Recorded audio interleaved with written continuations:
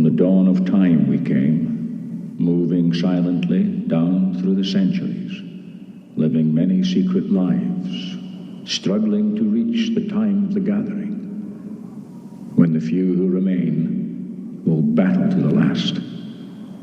No one has ever known we were among you, until now.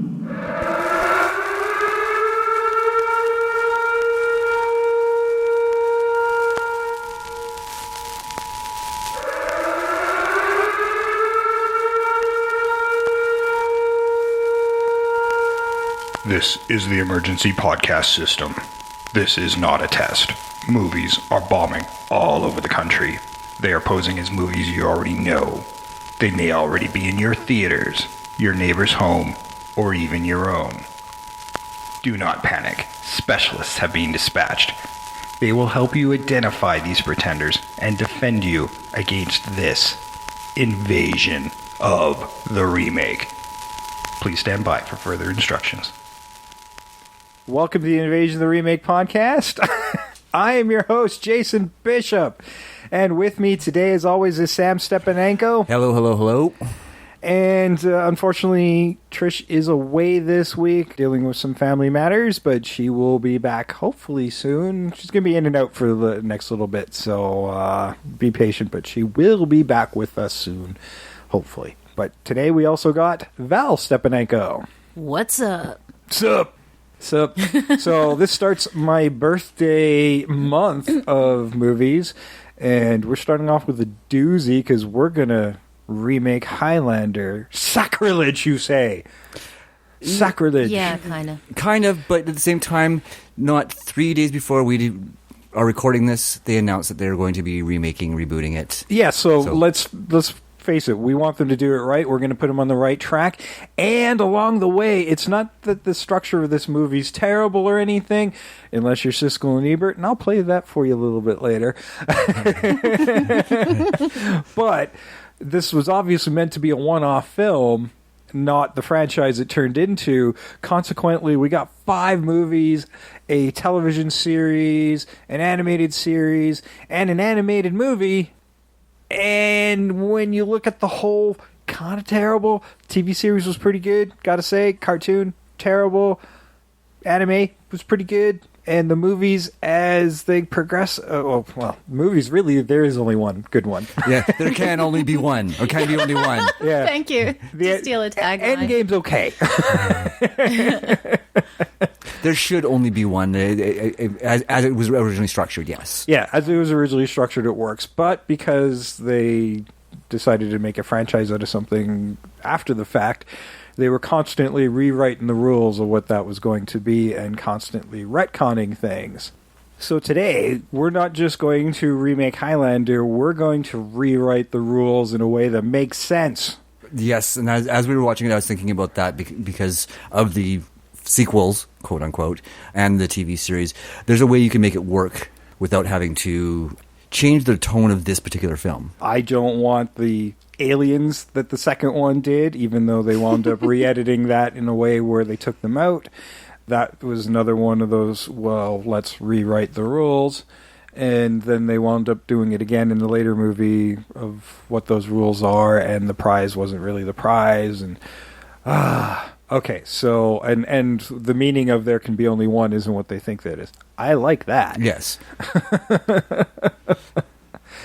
But there are certain rules of being an immortal in this world that we need to define, because, I mean, some of these immortals, you know, one of the ones is they can't fight on holy ground. Well, why? Because in some cases, some of these people have been around longer than the religions themselves that they're talking about. But yeah, they're not specific about what type of holy ground. No, they're right? not. And so what exactly it is about holy ground, and how would they know in some cases that it is holy ground? You know, say they were fighting I think there's actually a novel about fighting in the Temple of Apollo and something happening there, but not a continuity novel. And that would be consecrated ground. But so would an Egyptian temple, or, you know, a mosque, or or a Japanese temple, or So what is it about faith? in some cases where maybe an immortal might be older than the faith itself, that they still respect it. Well, they do kind of explain that in the original movie when the Kurgan and MacLeod are talking in the church, where they talk about how it's tradition. It's not because it's Holy ground, Highlander. Yeah, nicely done. It's not because the ground itself is holy. It's a safe. It's sort of the respected safe place where they can meet without conflict. Yeah, And I think that's the impression I got from that particular scene. Anyhow, and I'm trying to remember, was it a movie or a TV series where it wasn't respected? I think it was a movie. It might have been the third one, the one with I can't remember his first name. Payne was one of the villain mortals. No, maybe it wasn't.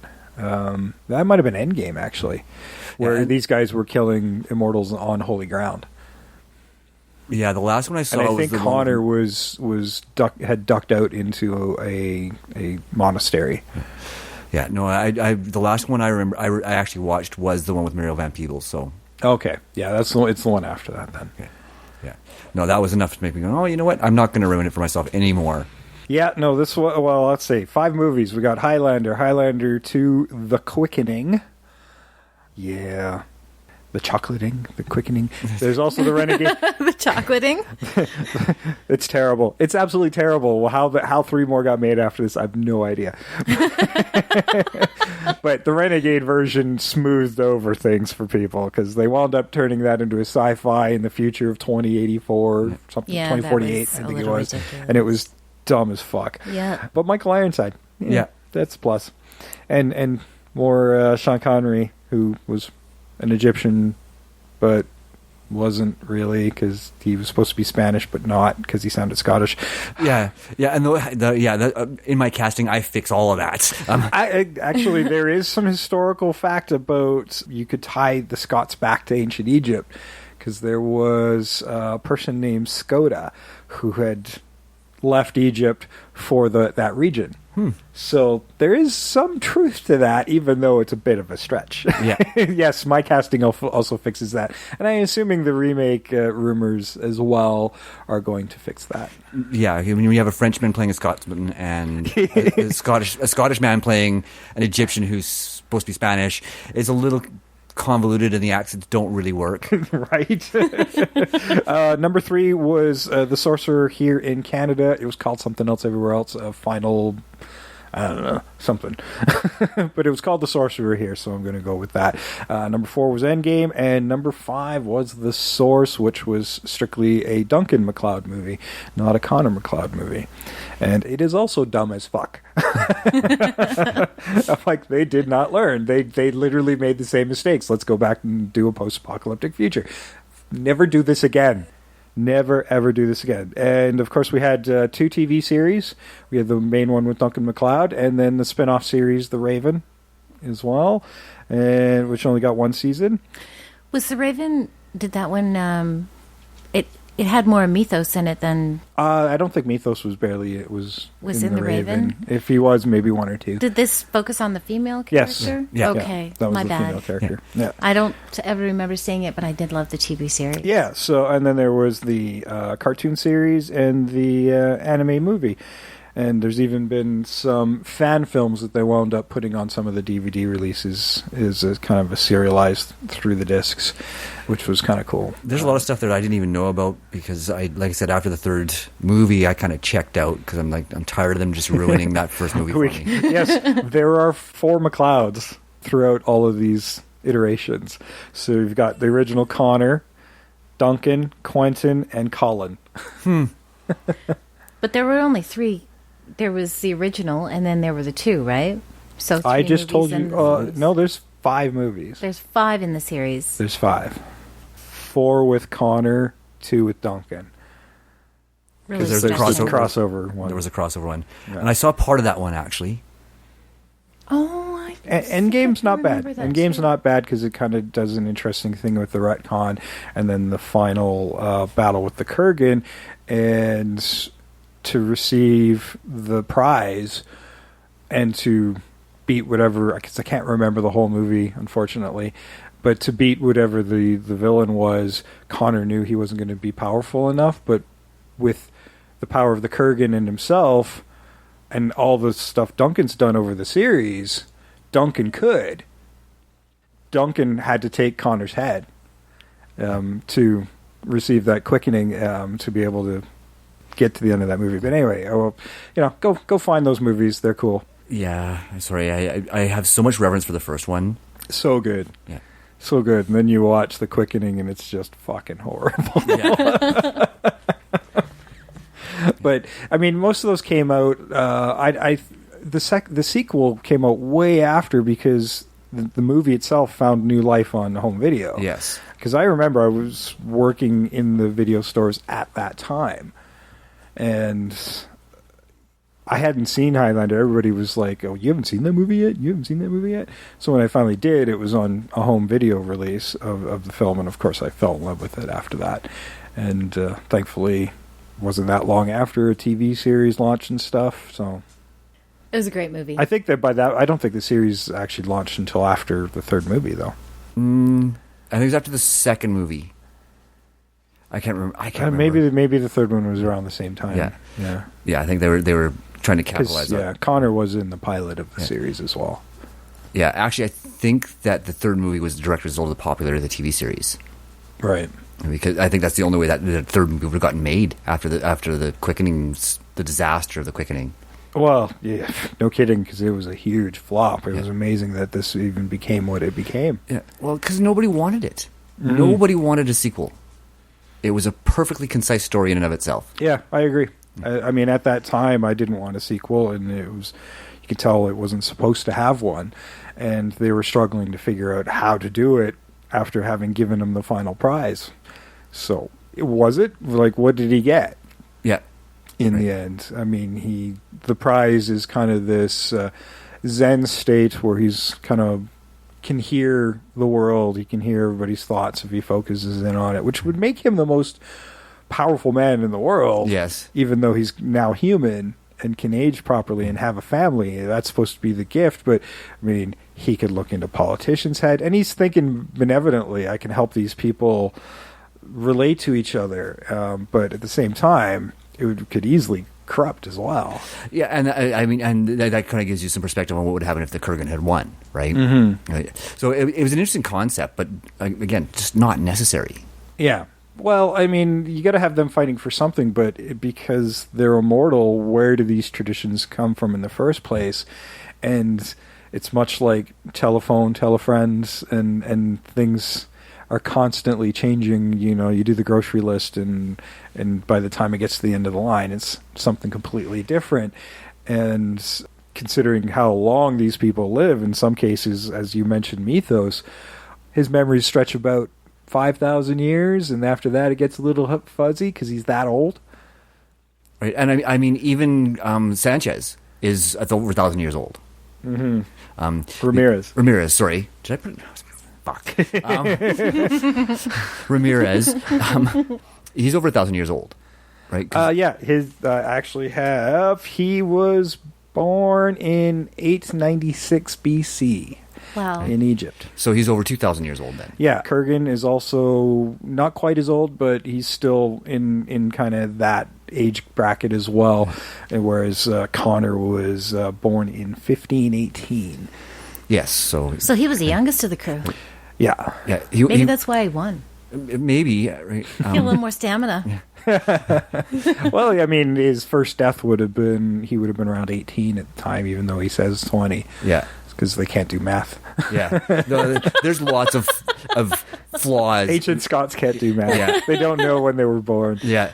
They only have stone pedestals to tell them the time. Yeah. Oh, look, another night. Yeah. But that raises an interesting point, though, is if these immortals are continuing to appear, when does the end game actually occur?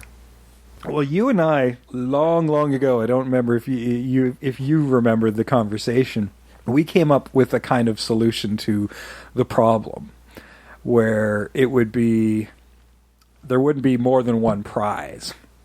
Yes. And there would be generations of immortals.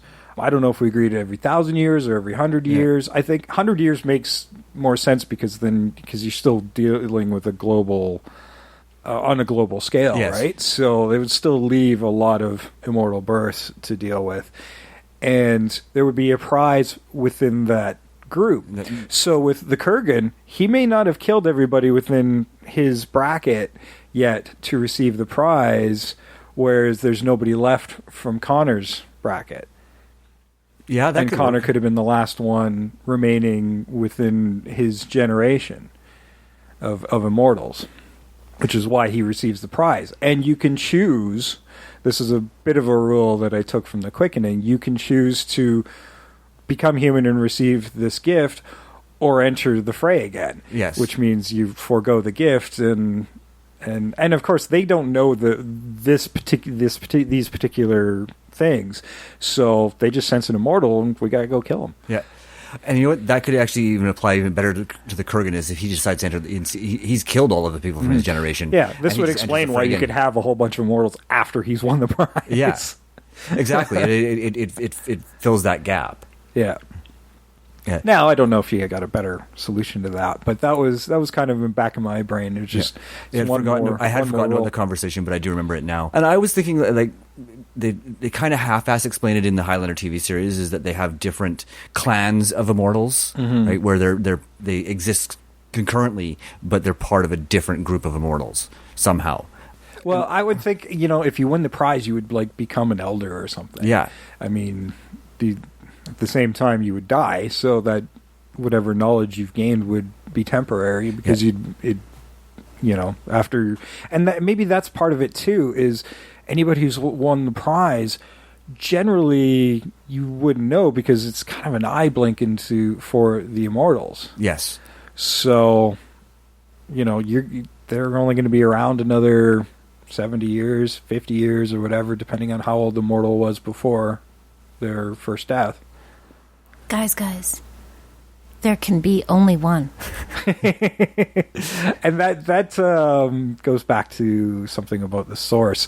Now, Ramirez talks about during Connor's training, this source, this energy that unifies all living things, and if you concentrate, you can feel it. You can feel the snort of the stag as it's ready to charge, the flow of the water. We see that scene on the beach, and it's kind of the Star Wars Force thing, right? The source, and we see in the fifth movie that one person can enter into the source. That's the reference to there can be only one. Yeah. Not one immortal to receive the prize. There could be lots of prizes. But only one can join with the source. That's an interesting concept. I can work with that. See, I just watched the movie and then I listened to There Can Be Only One. That meant to me there could only be one immortal, but I don't tear it apart. I'm just enjoying. Well, yeah, but I'm looking in context with your movie. That is the way it was written and intended. Right? Mm-hmm. But as they continue to, well, they never define. Like, I don't remember what the source was in the source because that movie was shit. but you never, that bit in the training never really comes up again in another movie. Like, this is an ability of the immortals to have a higher sense already, and we never really see that explored again, even in the TV series. And it should be like he opens an old bottle of brandy and he can tell you when it was bottled because he's sniffing the air from a past time that he recognizes. Brandy. Bottled in 1783. Wow, that's old. 1783 was a very good year. Mozart wrote his great mass. The Montgolfier brothers went up in their first balloon.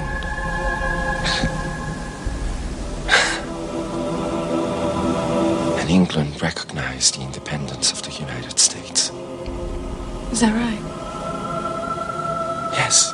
And they make such a point of referencing that it never reappears in the movie. You're absolutely right. I mean, what's aside from being able to do things like be able to really truly enjoy the experience of opening a bottle of brandy, that it would be a combat skill for them, right? Like, when that opening fight scene in the parkade.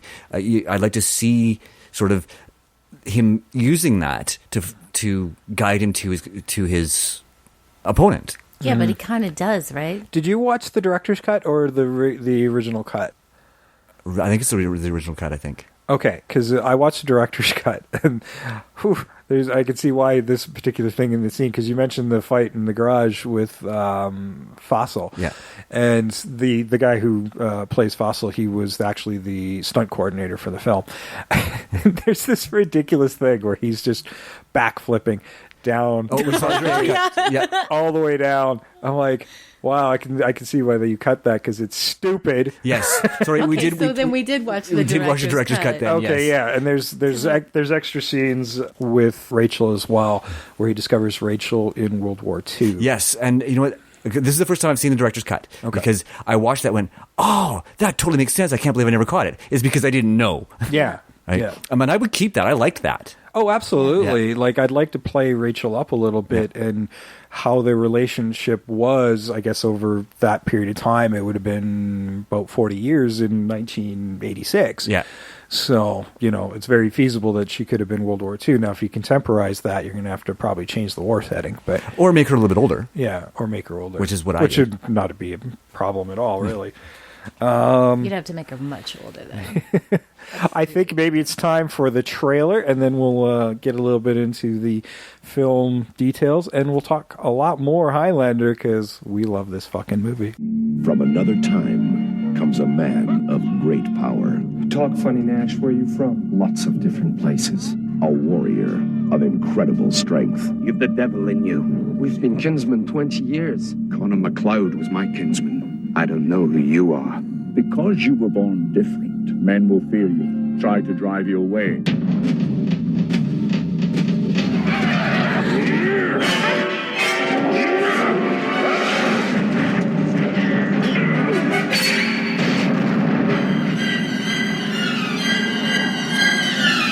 A man uncertain of his future. What you got here, Brenda, is a guy who's been creeping around since at least 1700. It's not possible. And haunted by his past. Wait a minute, Nash. I want some answers. You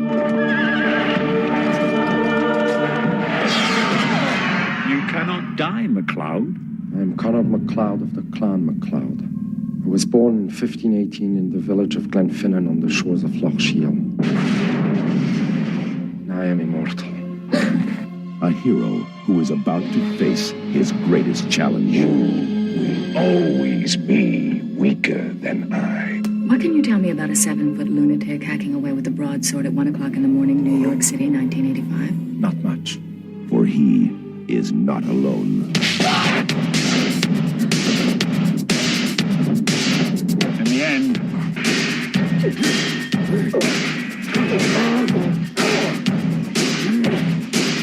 there can be only one.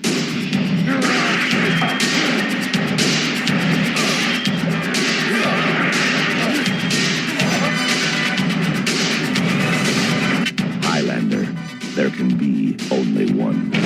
Here we are, we're the princes of the universe. Here we belong, fighting for survival. We've come to be the rulers of the world. Okay, awesomeness. Really, yes. This movie was Highlander from 1986, directed by Russell Mulcahy, who went on to do Scorpion King 2 and Resident Evil Extinction. Yeah. Story and screenplay by Gregory Wyden, who also created the Prophecy franchise. Another one where the first movie was freaking amazing, and then they just went downhill from there. I thought I read something that they were actually going to have the two properties crossover at some point, but it never actually happened. Thank goodness it never happened. Thank God. He also did Backdraft, so, there's something there. And the screenplay was also written by Peter Bellwood and Larry Ferguson. Ferguson, responsible for things like Hunt for Red October, Alien 3, and Beverly Hills Cop 2.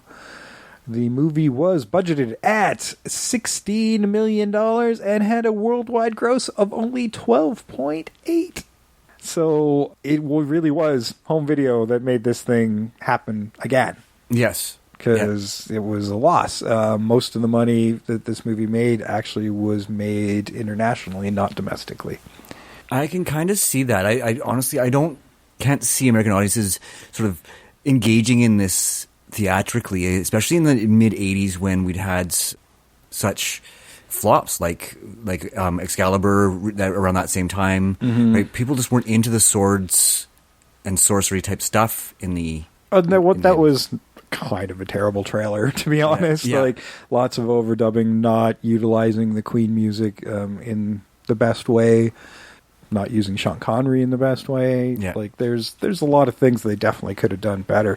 But still, IMDb gives it a 7.2 out of 10, and Rotten Tomatoes with a slightly less at 68% fresh with an audience score of 79%. So audiences like it a lot better than the critics do.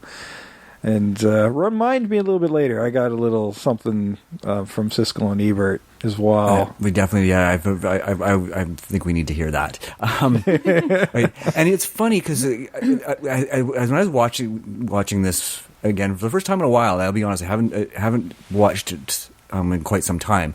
One of the things that struck me was how beautiful some of the transitions were in this movie. Mm-hmm. Right? Like, they were just so slick, especially from the mid-'80s. For sure. I mean, and some of the cinematography, again, some of those expansive scenes were just absolutely gorgeous. And story-wise, I mean, it's not critic fair. Yeah, and I can see where some people, and even critics or even just average viewers, could get confused watching this because it does jump times quite often without warning, and it doesn't give you any, well, where are we now kind of moments. Like, okay, we're obviously in ancient Scotland, but we don't know the exact time frames of where we're jumping to, and then the World War II, and that was something I think they did in the TV series, is they would at least tell you where we're jumping to next. But I think it's one of the strengths of the franchise and in telling their story of the Immortals. Yeah. Oh, you need those scenes. Yeah. Right. It shows their immortality and the struggles that they have as immortals. Mm-hmm. Right? I mean, it's critical that where Ramirez is explaining to MacLeod what will happen to his wife. Yeah. Right? And then the pain he goes through, and he goes 400 more years without taking a wife. Yeah, like that is a seriously long trauma. Like, you're talking hundreds of years of depression. Yeah. And, in the grand scheme of things, maybe if you're a young immortal, you're not seeing it right away, but once you've been around a couple thousand years, holy cow. Yeah. Like, the loneliness of that and having to watch loved ones die over and over and over again. And Ramirez warns of that. I mean, he went through it himself. He traveled the world, and his stepfather was Masamune, the one who created all those wonderful Japanese swords. Was his stepfather one. Or father-in-law. Or father-in-law. Yeah. Father-in-law. And, that's where he gets his sword, and eventually Connor gets it from Ramirez after he is killed by the Kurgan. Yeah, we'll talk about the swords. We are so talking about the swords. Let's talk about the swords. It's a guy Funny thing. you bring it up. Well, okay, no, it's not entirely a guy thing. I'm sure there are a lot of Well, women out it's there not the that length have of your as much sword. fascination with it as well. Pardon me. It's not the length of the sword, it's how you use it. Sure. Well, and that's part of it, is one, how they use it, because Ramirez is teaching MacLeod how to fight in the Japanese style, but MacLeod's using two-handed broadsword. Right, instead of a katana. It's not the same thing. Instead of a lightweight katana, exactly. And there's a scene where Brenda calls Facile? Facile? Facile was the guy in the garage. Yes. Yep. He's using a rapier, and she calls it a broadsword. Toledo Salamanca. Yes. Right? But she calls it a broadsword. She's an expert on swords, and she calls it a fucking broadsword. Okay, she sucks. Yeah. So, I mean, it really got under my skin. It really what's a metallurgist doing working for the police in forensics? In forensics, there's some other flaws in there, yeah, but really, yeah. The swordplay was really well handled. Mm-hmm. But yeah, and swordplay is pretty impressive considering how short-sighted that Christopher Lambert is. Yes, yeah, the fact that he's doing that kind of thing when he can't see, what's going on. Yeah, it's so bad he's classified legally blind. Yeah. I mean, he obviously can see if he's got glasses and stuff, but and that was another fight because he'd come on the horses and he'd constantly forget to take his glasses off. Yeah, and apparently, he can't wear contacts for some reason. Well, yeah, I can imagine. I've seen how thick his glasses are. Yeah, but yeah, I love the swords, but make sure you're using them right and. Make sure that you're calling them by the right fucking names. It was interesting when I was doing some research on this, the names that they wanted for Connor. I mean, they obviously had big aspirations at some point, attached with Mel Gibson and Kurt Russell was one I read about, and he turned it down to go do Big Trouble. So it all worked out. Yes. Mark Singer was on that list. I'm not sure I would have felt about The Beastmaster, and I don't know if this movie would have done as well. It might have just been a one-off if it was Mark, but it'd have been okay. The sword fights would have been all right. He'd already done it. So yeah. I think I think what makes it work so well is the fact that Christopher Lambert was not somebody well established to North American audiences, exactly. And that was also the failing of that's probably why I didn't do as well in the US, because your lead is somebody they didn't know. Yeah, well, I mean, the only other American movie he was in was Tarzan. He had minimal dialogue because he didn't know how to speak English. He'd only just learned prior to this movie, and it's amazing how he actually handles the dialogue considering he's really just starting to get a handle on the language. Did all right. I mean, and having to put on an accent on top of it all. Yes. Well, with varying degrees of success. Yeah. I don't think anybody's very successful with the accents. Nobody's very successful with the accents, right? And in this modern age, or this day and age, where we have international stars, a lot more international stars than we did when this movie was originally made, you can cast to type. Mm-hmm. Like I wasn't sure what region the Kurgan was from, but I would figure he was probably Germanic or something. Germanic or Eastern European, or yeah. I mean, if he's as old as he was, he predates that. Yeah, well, he's not quite as old as Ramirez because he was one of Ramirez's students. Yeah, but, so possibly the Huns. Yeah, I think there is something written somewhere that he did travel with the Huns at some point, but he still predates the Huns a little bit. Yeah, but certainly, he's definitely about 2,000 years old. Yeah, so around that era, right? Yeah. And around that region too, I would think. Yeah, yeah, I think Ramirez had been around probably about 500 years before Kurgan had his first death, or his immortal birth. I don't know, birth. Death Day. Happy Death Day. Oh wait, that's a movie. No, I like the fact that they used Christopher Lambert and not some big name to be the lead in that movie, because if you think of Christopher Lambert, you think of Highlander. Yeah. And I kind of think that's kind of what keeps that movie fresh and keeps it alive. Because if you were to use a big name like Kurt Russell or something, you're like, oh, didn't he also do Big Room? Yeah, and I don't think that would have made it distinct. Yeah, the fact that it would have felt like a movie star stepping into that exactly. role. Yeah. So I mean, it was a good choice. Mel Gibson they looked at, and I guess he would later on go to do Braveheart. So exactly. Yeah. It's not fair. He gets all the good movies under his belt. Yeah, no. Christopher Lambert's. He was perfect. Yeah, I thought he did a pretty good job with it, considering, and the simple explanation of, like, where are you from, Nash? You talk funny, Nash. Where are you from? Lots of different places. Which is Russell Nash being his AKA at the time. And he had the just voice. Because it doesn't sound fully French.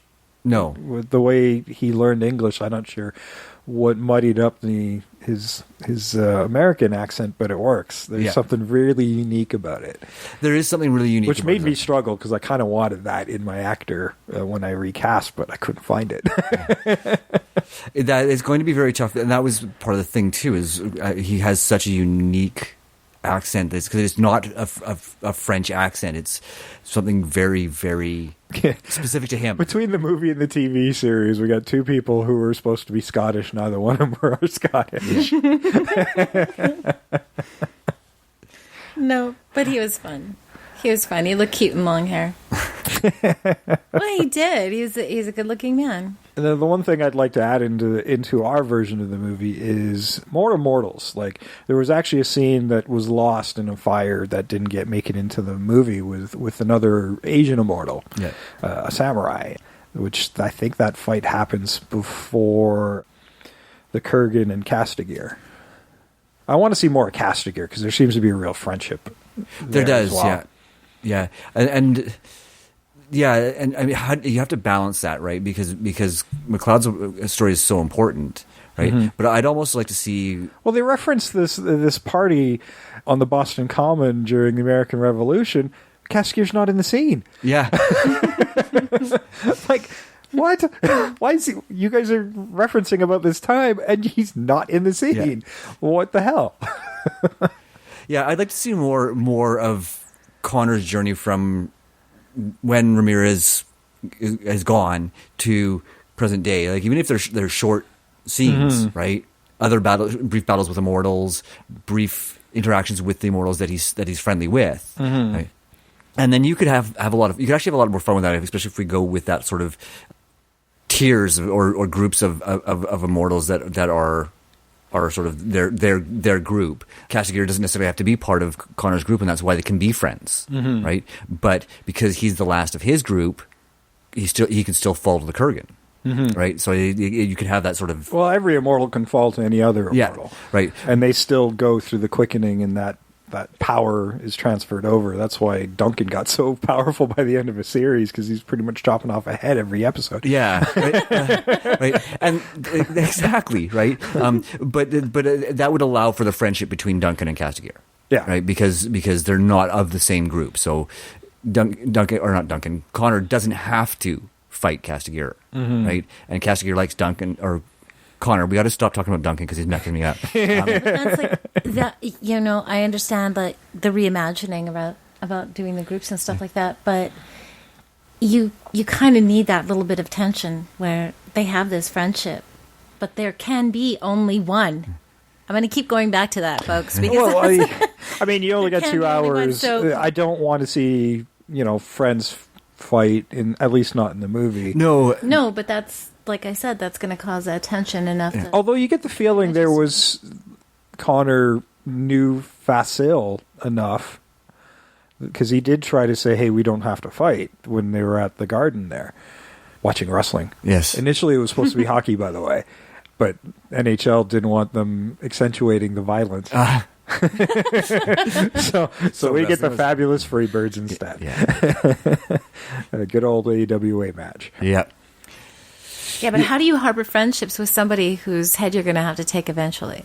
Well, and I kind of got I think they're kind of suggesting that until it gets down to the end game. Sorry, I know they call a movie that, but they're willing to just be friends. Yeah, right? They're obviously drawn in groups to facilitate this at some point. Like and you don't have to explain it too much. It's like geese migrating, right? Like they are drawn to a certain place at a certain time to facilitate this. Like maybe the prize is supposed to happen at a certain period of time, every 100 or 1,000 years or something, 500 years. I don't know. Maybe there's just a predetermined thing. This, and there's a sixth sense where groupings will be drawn together, and that's because they're aware the gathering's happening.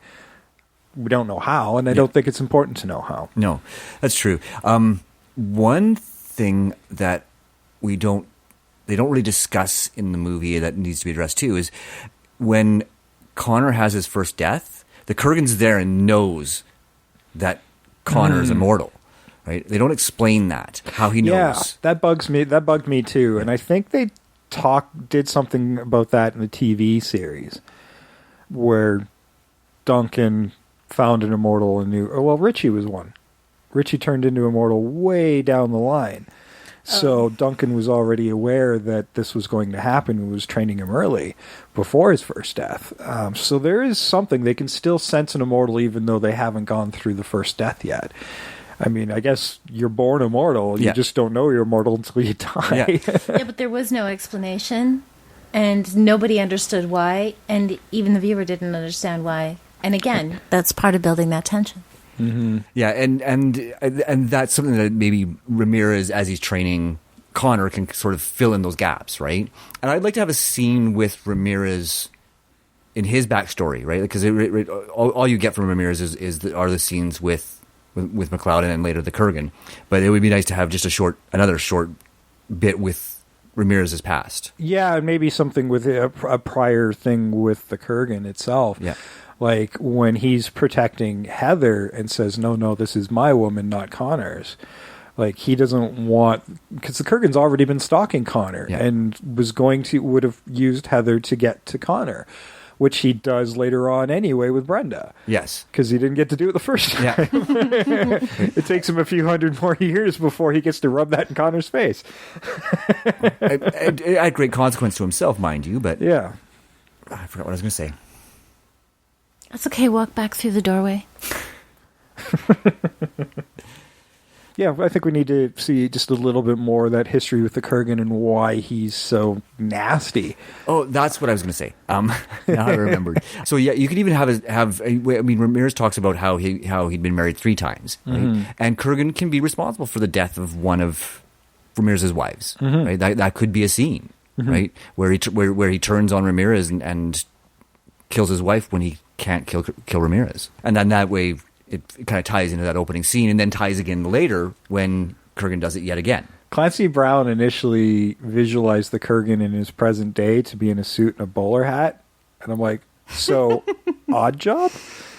Odd Job from Goldfinger? I liked his version, the heavy metal version. Yeah. I like when they're sitting in church and he's like, "Do you like my haircut?" And it's just like one line of hair coming out. I'm sorry. I'm a visual. It came out of like this snake dragon tattoo on the side of his head. It was really cool. Although they didn't do it very well. Yeah. I'd like to see that come out done a little bit better. But it played better to that really violent, like the Hun aspect that we thought he was. Yes. So no, because the Kurgan is barbaric. Yeah. And he didn't change much over those thousands of years. A couple thousand years, I guess. No, because his motivation is he's singularly motivated by being the one. Yeah. Right. Like, that's all he lives for, is his purpose. Right. Whereas the rest of the immortals, they're enjoying the time that they have. Well, some of them anyway. Yeah. Some of them are very focused on the game, and some are trying to live their lives or even avoid the game. Yes. Yeah. Right. And that could be where these last few survivors are. Is they're the ones who have successfully skirted the game, right? Only getting involved when necessary, and becoming very skilled at the sword play and powerful in their own right. Because, correct me if I'm wrong, because I probably am. Even those who aren't responsible for the death of another mortal, they still get some of that power from the quickening, don't they? It's usually whatever mortal happens to be around. Yeah. Yeah. So if there's another mortal close by, they can siphon off some of the power from that death. Yeah. Right. So that could be how they're continuing to get power. I mean, whoever's closest technically will get the bulk of it. The bulk of it, but certainly, yeah. Whoever takes the head is the one that gets. Oh, it's supposed to be, but I mean, generally speaking, there's not usually another mortal around. But if you're a group of immortals, that power could spread between the lot of you if you're all close enough. Yeah. Because how does the power know? Is this an assumption or? No, I think I seem to remember something like that in one of the later movies. Yeah, there was an explanation that the quickening from a death goes to any immortals who are close enough to draw on that power. I have one more bone I want to pick with swords. Okay, the Kurgan's sword, while is amazing, there is no way that sword would have stood up because it comes in pieces, right? It would have had weak spots. Oh, right, yeah. I mean, they try to. It's constructed really well, but I don't think that it would have stood up. And that kind of technology, he obviously would have had to do it later, because when they made that sword, when he was pre-BC, or he was born BC. The technology to make that kind of sword, or even post that, would have been much later. Right. Okay? So I have a bit of it was as cool as it was. Accuracy is a bit of a bitch.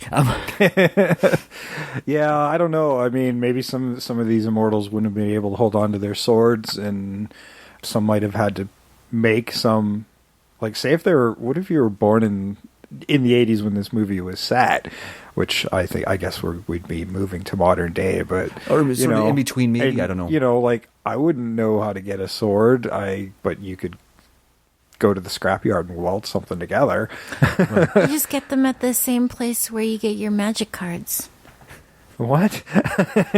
They have like those sword shops where you buy your magic cards. Yeah, the display swords that'll fall apart if you actually used them in real battle. Well, I don't know. We could test it and see if we can lop a head off with it and be like, oh, okay, yeah, it does work. No, it only goes halfway. I don't know. You know somebody who's going to be the guinea pig on that? You know, there's so many depressed people in this world. Oh, man.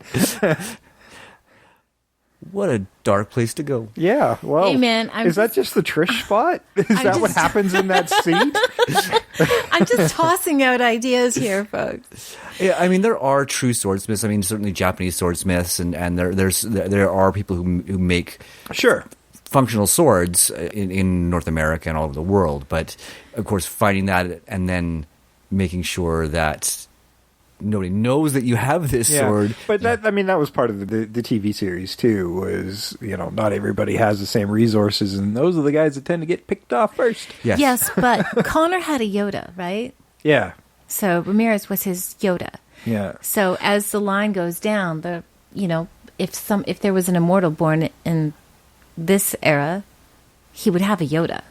Well, not necessarily, and that's the thing. I want to know why Ramirez feels the need and is drawn to certain people to be this Yoda instructor for them. Because it was a necessary part of the story. Well, obviously for the story, but what's the motivation? Here's this fresh immortal you could pick off and get your prize if you want. And that so what bugged me, you know, why did he turn up out of nowhere to become this guy's instructor? And I think, and that's where I think a scene with the Kurgan and the betrayal of the Kurgan explains that, right? Is he wants as many people against the Kurgan as he can. Yeah. Because he knows how powerful the Kurgan is. He's recruiting. Yeah. Yeah. That's exactly what he's doing. Makes sense. Yeah. I mean, that makes perfect sense. It just isn't in the movie. Yes. Right. But we can fix that, right? Yeah. One of the minor gaps that can be fixed. Yeah. Well, there's probably quite a few, but all the gaps in there are minimal minor. amount of time. Yeah. I think the movie, the structure of it works pretty well even now. Like it ages quite well. Some of the animated effects of the quickening doesn't, but that's some of the stuff that looks the worst. But some of the simple things like the sword fight and the sparking. It's such a simple effect, you know, like the swords are hooked up with wires and, you know, on a car battery, one positive, one negative, and that's what causes the sparks. I'm like, that's kind of cool. Yeah. Does it need to be there? Probably not, but it still looks awesome. Yep. Yeah, no, they do. They have, they did a lot with... Although, what the fuck was with Kurgan that he could topple an entire tower with their fight? Like, it was that epic that the entire tower only left a set of stairs. I'm like, really? How shitty was that tower built? Well, I mean, the stairs were built really well. Yeah, it was I had issues with the tower anyhow, because I mean, even if they were just sort of moving into it, I mean, it wasn't a livable space. No, not in any way, shape, or form. Right? I'm not sure why they were living in it, unless it was like intended as temporary. Was it a medieval lighthouse? Yeah. Like, I don't. What was it for? No, it was just there for that epic battle, so that just to fall down. Yeah, it's just there to fall down. He's a bigger dude. He gets a bigger quickening. This is before the quickening. The whole thing's falling apart around them while they're fighting. Yeah. Oh. Yeah, there's that's something else. I mean, you don't need that setting for their final battle. Yeah, for Ramirez and it could be anywhere really. But yeah, it could be. I mean, it could. I mean, if they want like I think it comes down to budget and what could they get into at the time. Yeah. Right. Yeah. I mean, that's the way it is in most movies, isn't it? I mean, it probably would be more of a farm setting after having to flee his own lands because, persecution of rising from the dead. Yeah. You're lucky you weren't beheaded by your own people. Really, he was. Yes. I mean, even his first wife turns on him like on a dime. Yeah. Apparently, that scene was in the original script was a little more violent, but they toned it down a little bit. Yeah. I mean, it was still pretty upsetting to watch, though. Yeah. Yeah. Well, and it's kind of heartbreaking too, because all his family. And even the one he's closest to, the best he could do is get the hell out of town. Yeah, exactly. You need to leave. Yeah. For your own well-being, you have to go. Right? Yeah. And I'll help you get out, but that's the end of it. Yeah. Right? Yeah. And I mean, in that type of society, that's exactly what would happen, though, right? Mm-hmm. I mean, you have somebody who should be dead, all of a sudden hale and healthy, and like he'd never been stabbed. Yeah. No markings, no wounds, full of energy. Witchcraft. Yeah, it's, absolutely. And it is kind of, right? Mm-hmm. It's a kind of magic. Yeah. Oh, my God. It's in the movie. You did not say It's in the movie. Connor says it. It's in the movie. That's why the Queen song was written. Because it's in the movie. They initially only wrote that first bit, and then as they saw the rushes and stuff, they were inspired to do more. That's why they did the entire soundtrack. It was a great soundtrack. It is, because it's a lot heavier than a normal Queen music would have been at the time. Yeah. Some of it they hate because of it, because it does sound a little heavy metalish even to them. But yeah, it's one of my favorites, and a lot of it didn't come out until way later in the studio album called A Kind of Magic. Yeah. Yeah, no, it's... The soundtrack goes so hand in hand with this movie. Mm-hmm. And that's a big one. That's going to be a toughie. Like, do you have people cover the music in a remake? I would. Like, a lot of it works. Even the ballads, that one of Who Wants to Live Forever. Great song. Makes me teary-eyed every time I hear it. I would have covers of it, but I would have the same music, like the same general soundtrack, but just have other people remake. It works so well. Cover the songs. And it cuts together so well too, with the tunes. Even the songs are appropriate for their scene. Yeah. It works so well. Yeah, given what they had to work with, I mean, like I said, I can understand why critics don't love this movie, because it's not a critic's movie. Mm-hmm. But it is a moviegoer's movie. It's intended to entertain, thrill you, break your heart a little bit, and it does all of that. Speaking of critics, time to run that bit. Yeah, let's run that bit from Siskel and Ebert. A Scottish accent. I should have explained that the story goes back and forth between ancient Scotland and the modern day. The ancient stuff reminded me of the Vikings. Remember with Kirk Douglas going... The Vikings was better, and it was a bad film. Kirk Douglas goes past on the horse, and Ernest Borgnine says, "What a man! Odin could have sired him, but I did." That's the kind of dialogue they have in here. No accent is going to save this dialogue. I thought Highlander was a completely, and thank you for laughing at that story, completely silly and very boring movie. I kept hoping for something interesting to come along and interrupt those endless sword fights. Back and forth. These guys must have had pecs like this by the time they were finished. And finally I realized what movie Highlander reminded me of. That's entertainment. That's right, that's entertainment, and that's dancing, and all those other movies that are collections of all the great high points from dozens of movies, one high point right after another with nothing in between. Now, take away the high points, too, and you have Highlander. You could call it That's Sword Fighting. Yeah. Well, that's not bad. That's funnier than your impression of Ernest Borgnine. Thank you very much. This one... First of all, I'm going to tell you something. I saw this in one of the best movie theaters in the United States. I happened to be in Los Angeles, and I saw this in the Avco Cinema on Wilshire Boulevard near Westwood. The sound was spectacular, and when this movie started with a great opening scene, I thought, I'm in for a fabulous time. I saw this movie under the greatest conditions that I've seen a movie in a long time. It is one of the lousiest films I've ever seen in my life. It made no sense whatsoever as it flipped between the two stories. Sean Connery is billed forth here. He has a bit part. If you're a Sean Connery fan, don't get suckered in go to see it. His whole part, he looks like he just stepped off a Beefeater gin bottle. It's laughable. The whole movie is laughable. The whole movie is completely ridiculous. And oddly enough, we didn't go to the same show, apparently, because I didn't see you there, but I saw it in the same theater. and the sound is good. You're sitting there thinking, I've seen so many movies in so many crummy theaters. Yes. Why, if I'm in this theater, can't I be seeing a good movie? Yes. I guess we're just too much to ask for. You have the manners of a goat, and you smell like a dung heap. Dicks. What movie did they see? I don't know. Like, this movie... boring? Boring. He called it boring. For them, it's all about technical, and it's really less about enjoying and being entertained. It's more about technicality. I don't know. I think I have a critical eye, and at no point would I think Highlander's boring. I mean, it's not always the best execution. Sean Connery, they call it a bit part. It's a very important part, but he was only available for a week. Yeah. This is Siskel and Ebert, who couldn't shut up about how great Driving Miss Daisy was. So you have to consider the source. Oh, so I think for them, they like talking over action.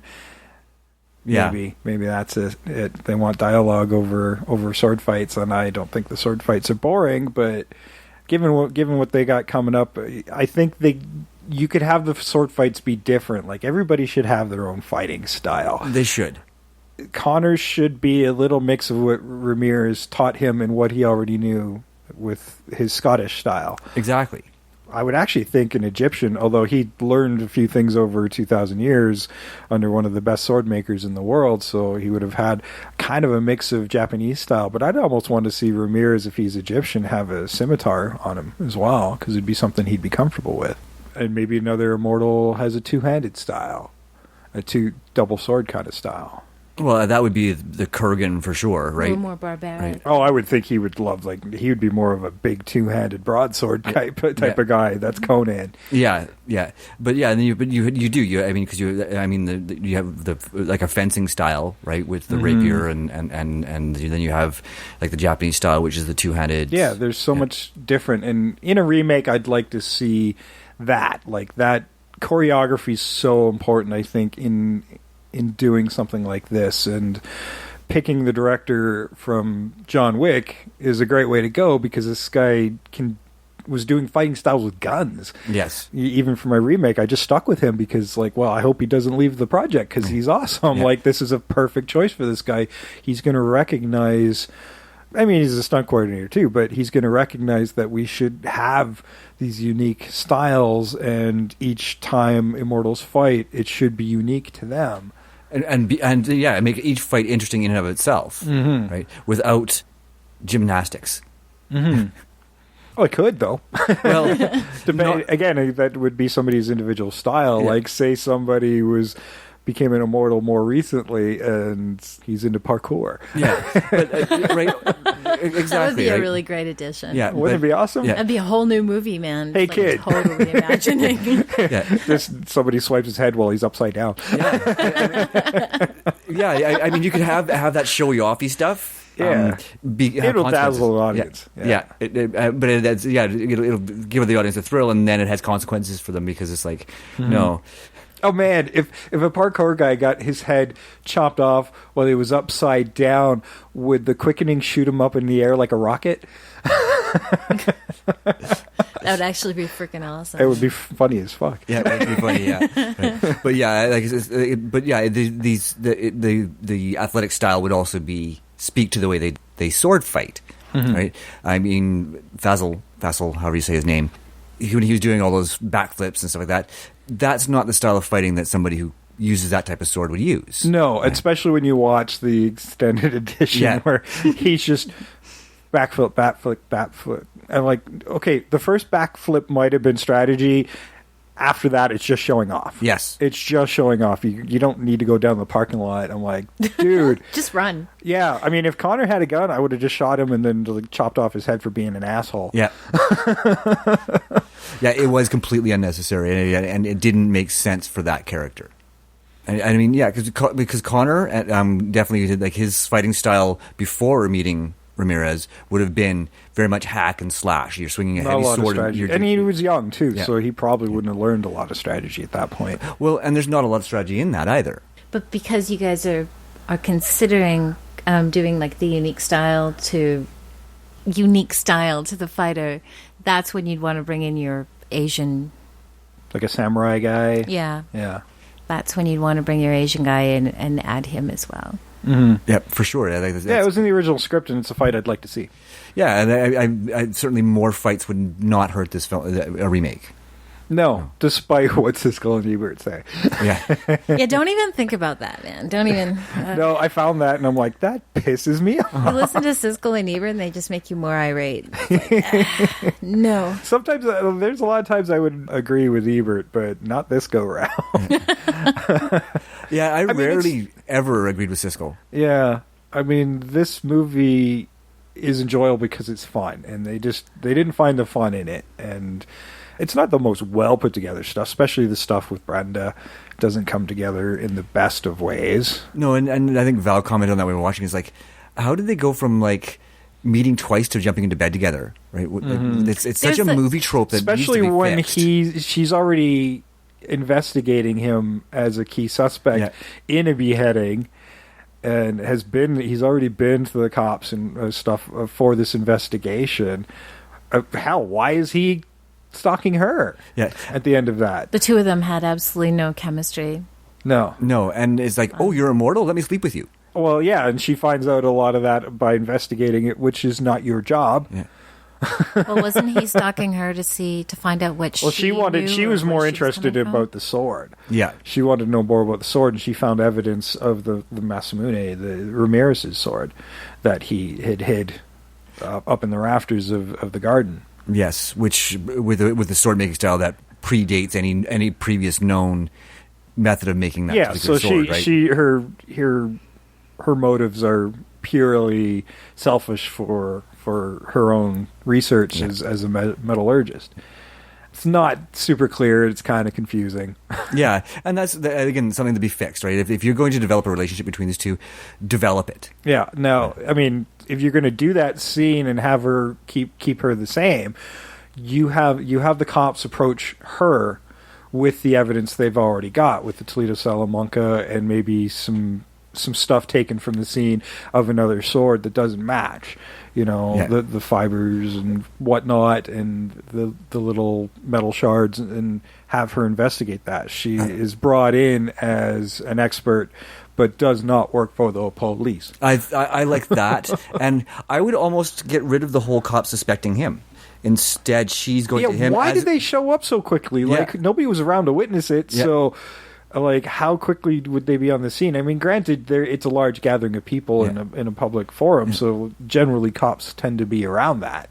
Yeah. But there was no reason for them to surround him when they did. Yeah, no, there's absolutely no reason. I would do it unless you have a witness.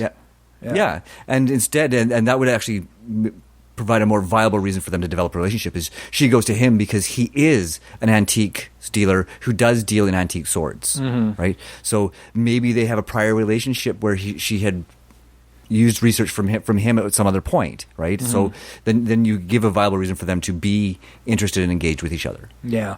I'd get rid of the street vigilante too, the guy who gets gutted. Yeah. I mean, granted, that was just as a witness, and that can pull Nash out as a suspect because he wasn't one of the two men that were fighting. Yeah. So that takes Nash out as a suspect, but he just has that as a witness rather than somebody getting gutted, and it was silly. It was silly. Like, why would it be a vigilante? Why would it be somebody else? Like, just somebody happens to be there. Yeah, the vigilante. I mean, that was a popular. Unless he's dressed as Spider-Man. Yeah, that was a pretty popular trope in the 80s, though. Is the, I suppose, the survivalist, right? And it still is now to a certain extent, but they don't tend to be urban. No, they don't. Yeah, getting rid of that would be just fine, and tightening up that fight scene, and you're fine, right? Mm-hmm. Use that time there to add another character or another fight scene with some other immortals.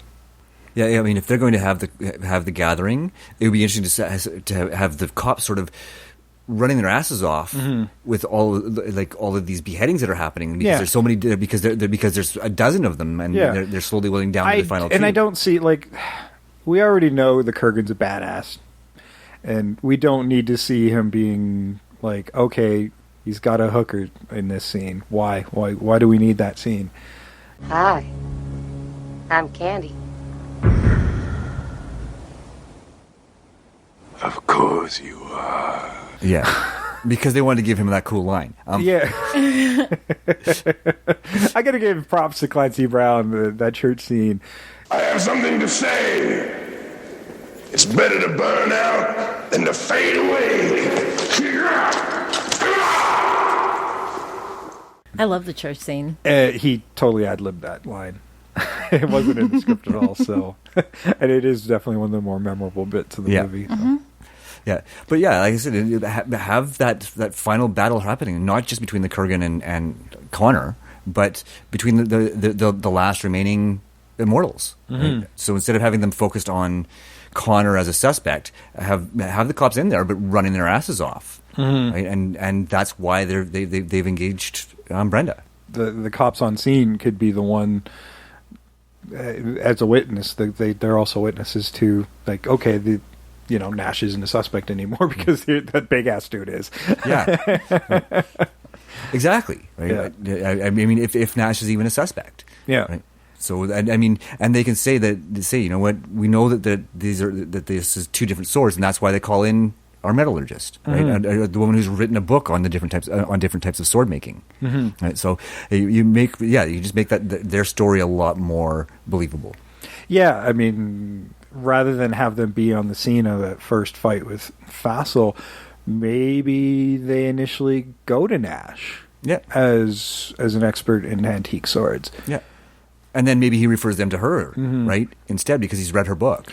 How do immortals like today? Like, okay, in the 80s, it'd be fairly simple to forge an identity. You know, he took it off of a stillborn baby. But it'd be so much harder to do now. That's why we wouldn't want to move too far forward in time. I was thinking like early to mid 90s, right? So updated a little bit, but not to modern time. Because I think about it, the challenges of having it occur in modern time is you've got people with cell phones who videotape everything, Mm-hmm. or video everything. Dating myself there, so everything's on video, right? You have cell phones, you have the challenges CCTV. of Oh, there was CCTV even in the 80s. Even in the 80s, yeah. But then you also have the challenges of creating a false identity, and right. I mean, admittedly, his false identity would have been created 30 or 40 years before, so he still could have set it up in the 80s, Mm-hmm. right? But you have to address all those other challenges. No, you don't.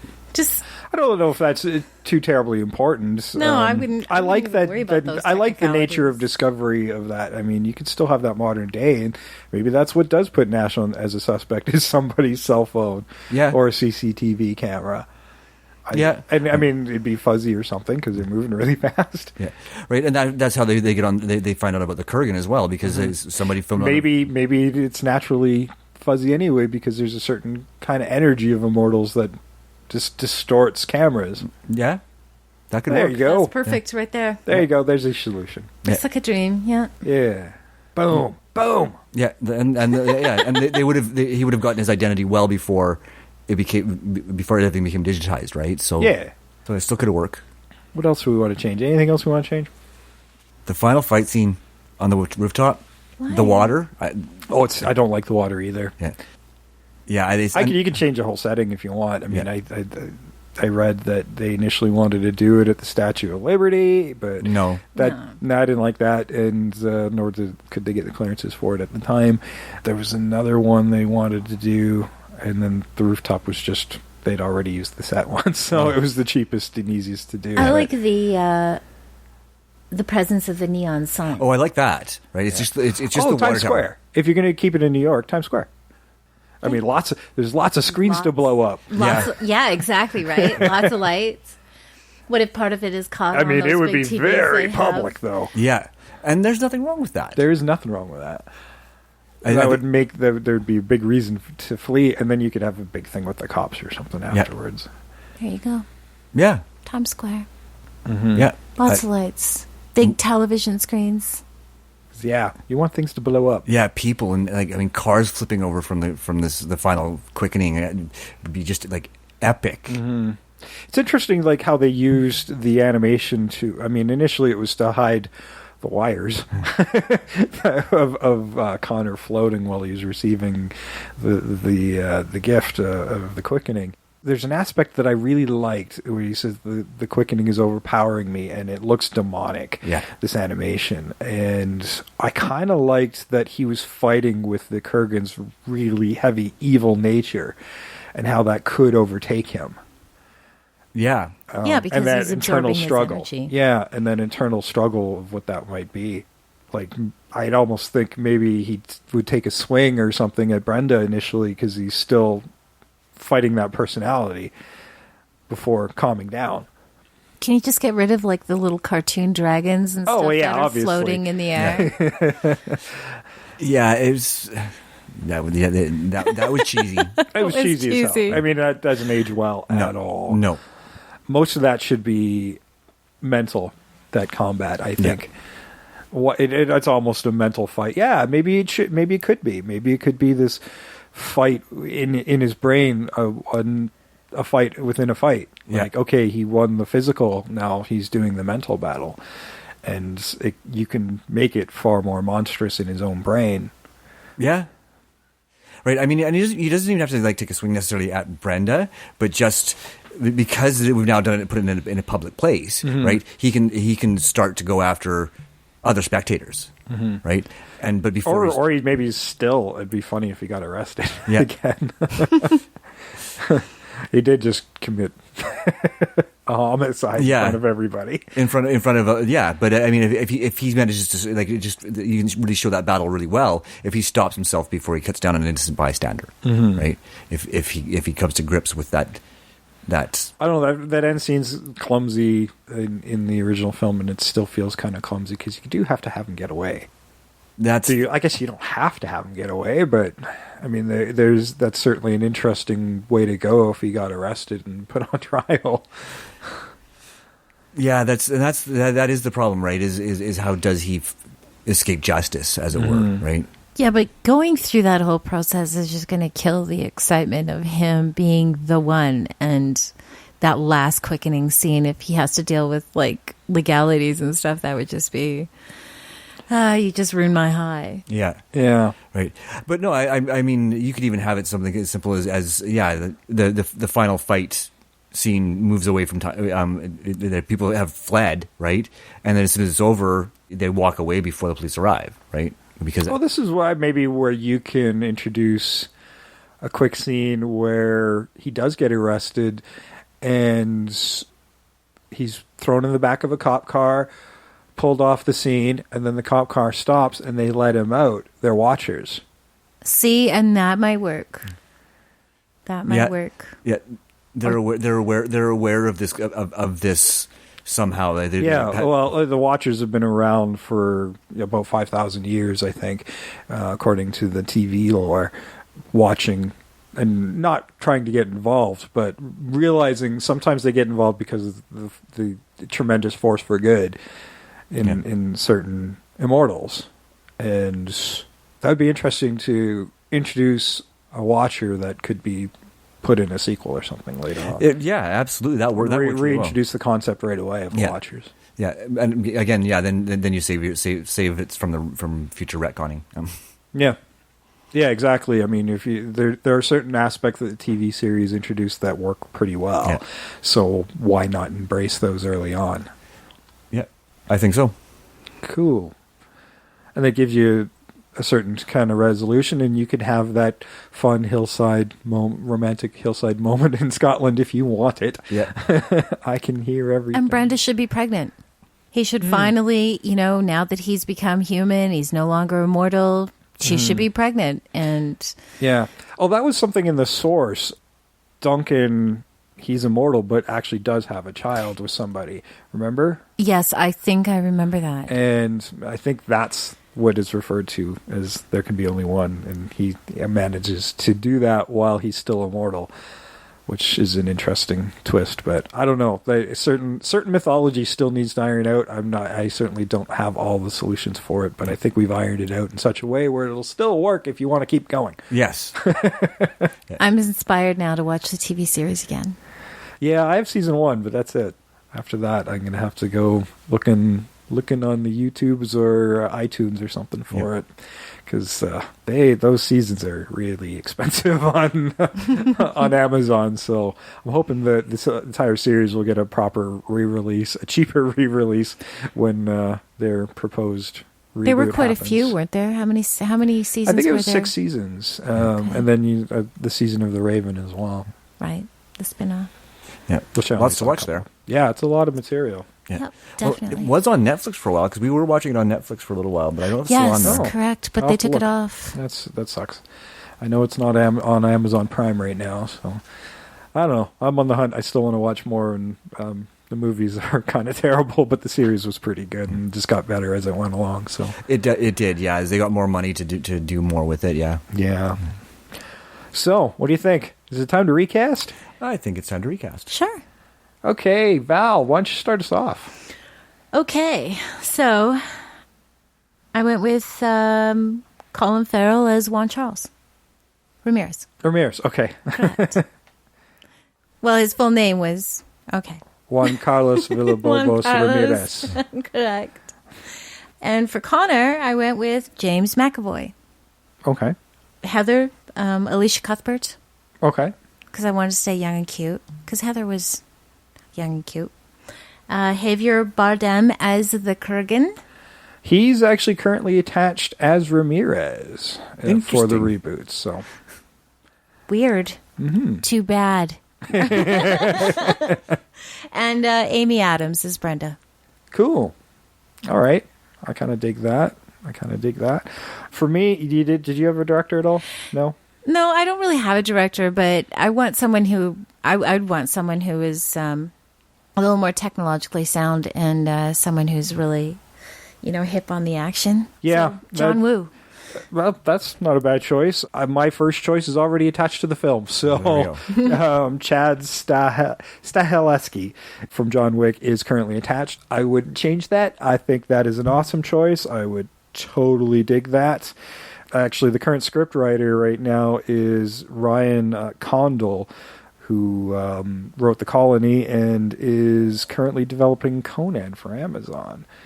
So, I don't know if it's good or not, but we'll wait and see about Mr. Ryan Condal and his script for the remake for Highlander, but maybe he's listening to us right now and we'll tweak it somewhat. For my Connor McLeod, I went with Sam Heughan from Outlander and a Scottish actor. I feel that's important. Yeah, I went with Scottish there. For my Brenda, I went with Kristen Ritter. I wanted somebody who can kind of that Jessica Jones vibe. I'm like, the first thing I thought about out of Brenda, I'm like, I wanted her to be a little snappier, a little tougher, and I thought Kristen Ritter might make a good Brenda. She would definitely add a comedic element. Yeah, comedic, but at the same time a little rougher and tumble, and wouldn't succumb to the schmarm and charm of Connor right away. Mm-hmm. Good point. For the Kurgan, fucking Aquaman, Jason Momoa. That's funny because I actually told Val, I'll give you gimme, use Jason Momoa, but I didn't. Okay. And I'm like, no. For my Ramirez, I went with the Ramirez. His name actually is Edgar Ramirez. He was in Bright recently, as well as Zero Dark 30 and Point Break. Yes. But yes, I wanted somebody who was Spanish to do that part if he's got a Spanish name. And he's got the name. So if somebody says, hey, Ramirez, he's going to look automatically. Yep. It's not even acting. For Heather, I went with another Scottish actress, Karen Gillan from Doctor Who. She was Amy Pond. Okay, she was in Guardians of the Galaxy. She was Gamora's sister. I love Guardians of the Galaxy. There you go. Unfortunately, I didn't come up with a good Rachel. So you're going to love my Rachel. I'm going to rely on Sam for that one. I also because I wanted Castigator to have a bigger role, that friendship of a fellow immortal, and I went with Idris Elba. I've read your freaking mind. I knew that's what you were going to say. Oh, you expanded this cast. It's like we've done this more than once. Yeah, yes. And there's some I love this movie, and I'm like, I would have cast everybody if I had the time. Yeah, the line could go on and on. But the one great thing about the original movie, though, is all of these actors and actresses, cast members, aside from Brenda, they all had a real presence in the movie, and they were really good, strong characters. Yeah, and I always saw the And potential they were really of well even, written. Yeah, even with the characters that weren't on screen long enough, there's a certain presence to Castigator that I wanted more of. I mean, especially if you're going to have a shared memory with them, have them in the fucking scene. Yeah. I mean, I like the duel scene, but it's freaking hilarious. It's hilarious, and it lightens up a fairly heavy movie, but where's Castigator? It's Yeah, because he's like, it was his memory. He wasn't even in it. That was a really great scene. Fucking Oh my hell. God. You just, I remembered it now. It's hilarious.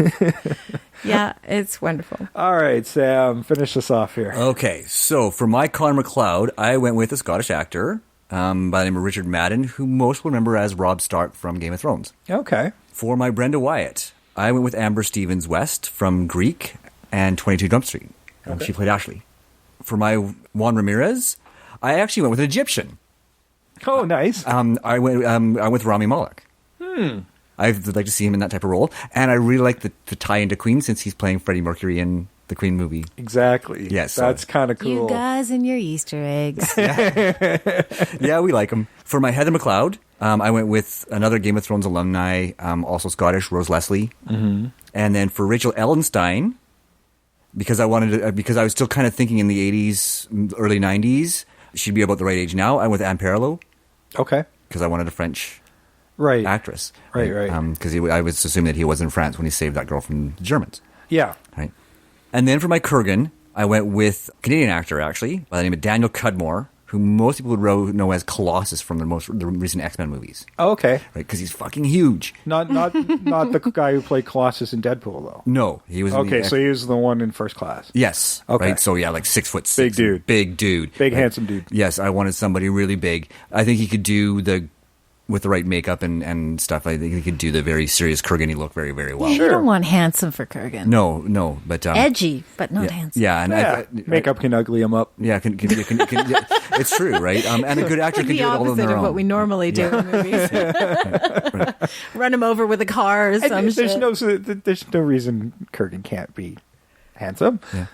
Right. But I mean, Clancy Brown wasn't an unattractive man when he was younger. No, I mean they actually had quite a few prosthetics on him to make him uglier. Yeah, so yeah, and the makeup he had the black makeup on his cheeks the whole time because it made him look meaner. Yeah, right. Simple makeup can do that. And then I had trouble with the director, to be honest.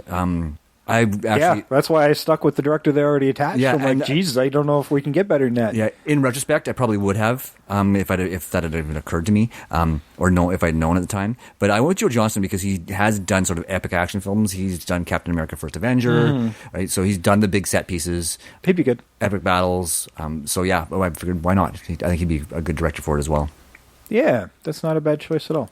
So I'm wondering about our audience. Our audience, I mean, this is a tough one because I don't know, with a reboot of something like this that we're also attached to, it's going to be a tough one. But who would you be your key Connor McLeod and Kurgan for a remake? You can let us know your choices on our social media at Invasion Remake. Invasion the Remake, of course, on Instagram and Facebook, and Invasion the Remake at gmail.com. Let us know who your choices would be to play those parts.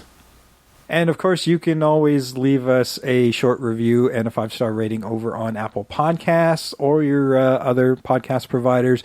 And help us out. Let other people know about the show by telling them where to find us. You can do that over on Apple Podcasts, iTunes, Stitcher, Google Play Music, TuneIn Radio, Player FM, Blueberry, Audio Boom, Spreaker, and frickin' YouTube. Okay. If you're on YouTube, not every episode is there because they get a little antsy over there sometimes about copyrighted material, and those trailers sometimes get me in trouble. Yeah. So sometimes I pull them. So if certain episodes, like say something full of Queen stuff, isn't there, don't blame me because it's YouTube. If you want notifications, subscribe and ring that bell so you get the notifications of every new episode that drops. And of course, if you see us post on Twitter, Facebook, Instagram, share it with your friends as well. Share that post out, and it helps us out a lot as well. Yeah, we're not your dirty little secrets. That's right. This is a very public invasion, and we want to hold these remakes to task, and we are beating the Highlander remake to the theaters by probably a year or two. So hopefully they are listening, because a lot of people love this franchise, and let's iron this out, and while paying respect to what works and ditching what doesn't. So no aliens, no sci-fi. Let's keep it out of the future entirely. It's the present and the past, no further. These are my hard guidelines. Don't do it. Every time you do it, you fuck it up. Yes, they do. You don't have to give us an ending. We just want to see immortals fighting each other. That's all we want. That's all we ask for. We want heads flying. I don't know. Are they going to hard R this fucker? I don't know. For heads flying, there's a distinct lack of blood. It's all a lot of funky lighting instead. Yeah. But it's kind of hard because if they remake it exactly like the way they made it, then we're going to go, well, they just basically redid the whole movie, right? We don't need that either. They really need to add something a little different. They do. They have to reimagine it using all of the original source material, as bad as most of it was. As far as the force. So that's why I think bumping up Castigear in there as well will help that out and give more buddy aspect. That an immortal life doesn't have to be one of entire solitude as well. There are friendships that would be really deep because they go back hundreds, if not thousands of years in some cases. And that's an interesting aspect as well. I mean, exploring the loneliness of that as well. I mean, there's a weird thing happening there because you can't have children, and if you fall in love with a mortal person, it's short term. I mean, by your standards, it's going to be short term. It might last 20 to 50 years. Then what? Unless you fall in love with an immortal, but where does that leave you? Yeah, exactly. Where does that leave you? One fight. You didn't have to chop off my head, take my head off. I just hope that when they remake it, they just keep it clean. This is it's a classic. It is Highlander's a classic, and it makes me worried. Reimagining it is fun, but do we actually want to see it? It's kind of scary. Yeah, it is in the right scary. hands, and that's why at least right now, it's in the hands of somebody I think is going to really respect the material, make an entertaining film. But this is a tough one. This is what was a hard one for me even to do for the show because I love it so much and don't need another one. But at the same time, they've done so much to ruin the franchise over the years that I would like to see it smoothed out and fixed. And maybe a fresh start is the way to do that. And sometimes, it's the only way to go, but because what is with the MacLeod clan that there's like 4 that are immortal over thousands of years? Like, come on now, we need to smooth that out. Yes, they do. But it's important because it is called Highlander, right? And I think that's why they keep going back to that bloodline. Mm-hmm. Like there are nobody else with Scottish names. Yeah. But I think if they explained what makes this bloodline so powerful, it could work. Maybe that's their Star Wars, so maybe that's their Skywalker, right?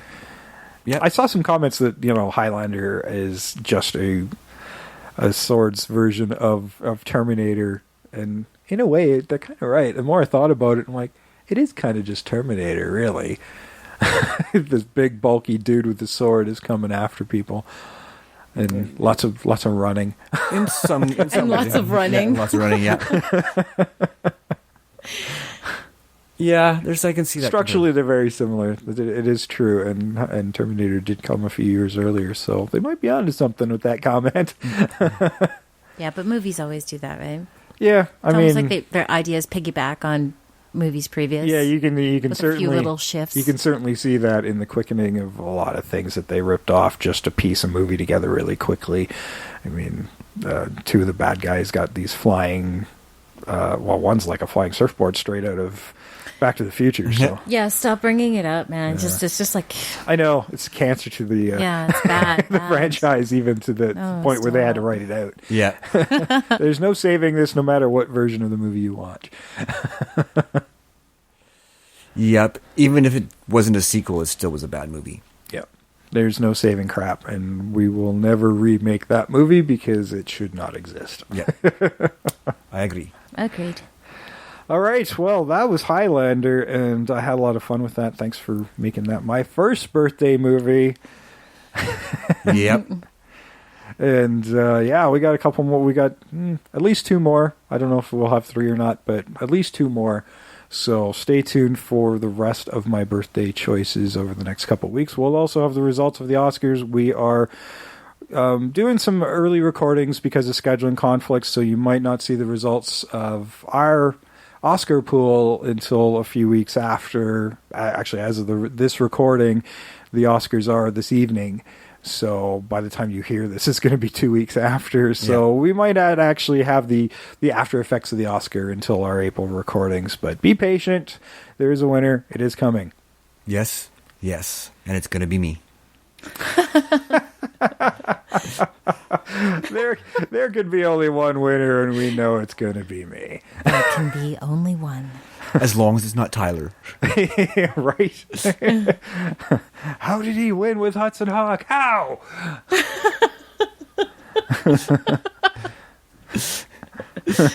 Wait a minute. Who's the Kurgan and who's the Highlander in this contest? I have no idea. I feel like I'm the Kurgan. I know you'd say that. Trying to hold on to the prize. Yeah. Yeah. But then Sam is the Highlander. Or Trish. It could be Trish. Sam's the Highlander. I love you, Trish. Sam's the Highlander. I guess, well, she's Irish, though. She's Irish, yeah. Irish. Well, I don't know. We'll find out soon enough. Until then, I've been Jason. I'm always Sam. And it's me, Val. And we are out of here.